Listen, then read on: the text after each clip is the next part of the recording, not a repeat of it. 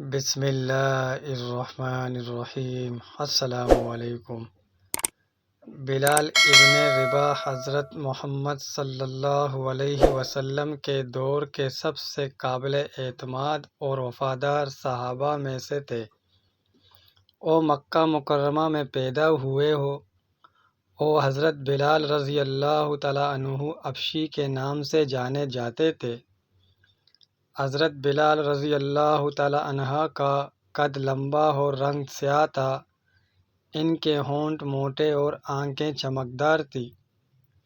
والد کا نام رباح اور والدہ کا نام یمامہ تھا۔ ان کے والد رباح بنو جمح کے قبیلے کے ایک عربی غلام تھے۔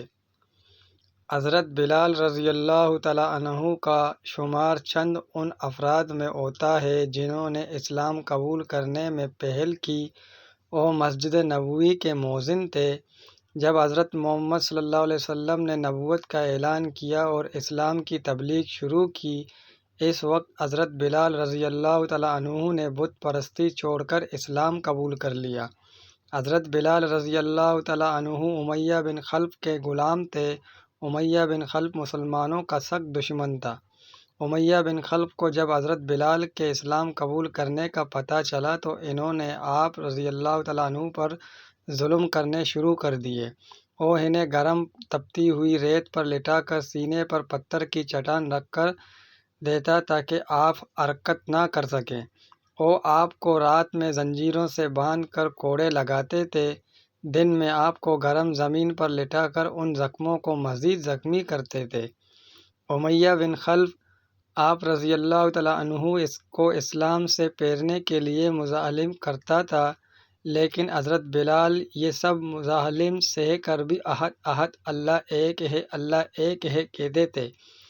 ان کو طرح طرح کی تکلیفیں دی جاتی تھیں، تکلیفیں دینے والے تک جاتے تھے، مگر حضرت بلال رضی اللہ تعالیٰ عنہ اسلام پر ڈٹے رہے۔ حضرت بلال رضی اللہ تعالیٰ عنہ کی آزادی۔ حضرت بلال رضی اللہ تعالیٰ عنہ پر ہونے والے مظالم کی اطلاع حضرت محمد صلی اللہ علیہ وسلم تک ان کے کچھ ساتھیوں سے پہنچی۔ آپ صلی اللہ علیہ وسلم نے حضرت ابوبکر صدیق رضی اللہ تعالیٰ عنہ کو آپ کی آزادی کی بات کرنے کے لیے بھیجا۔ حضرت ابوبکر صدیق رضی اللہ تعالیٰ عنہ نے آپ کو خرید کر قید سے آزاد کروایا۔ آزادی حضرت بلال کے لیے اسلام کا سب سے پہلا تحفہ تھا۔ اذان کی شروعات۔ ابتدا میں مسلمانوں کو نماز کے لیے بلانے کا مسئلہ درپیش آیا۔ اس کے لیے بہت سے مشورے کیے گئے اور بہت سی تجویزات پیش کی گئیں، لیکن کوئی بھی حضرت محمد صلی اللہ علیہ وسلم کو پسند نہ آئی۔ ایک صحابی رضی اللہ تعالیٰ عنہ عبداللہ بن زید نے خواب میں اذان کے الفاظ سنے۔ انہوں نے دیکھا کہ ایک شخص نے مسجد کی چھت پر کھڑے ہو کر اونچی آواز میں اذان کے الفاظ کہے ہیں۔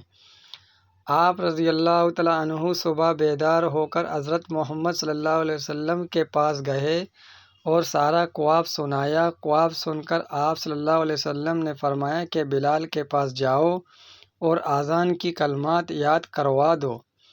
انہیں کہو کہ ہر نماز کے وقت بلند آواز میں پکارا کریں۔ اس طرح اذان کا آغاز ہوا جو ہوتا قیامت جاری رہے گا۔ دوستو، اگر ویڈیو اچھی لگی ہے تو ویڈیو کو لائک کریں۔ اگر چینل پر نیو ہے تو چینل کو پلیز سبسکرائب کر لیں۔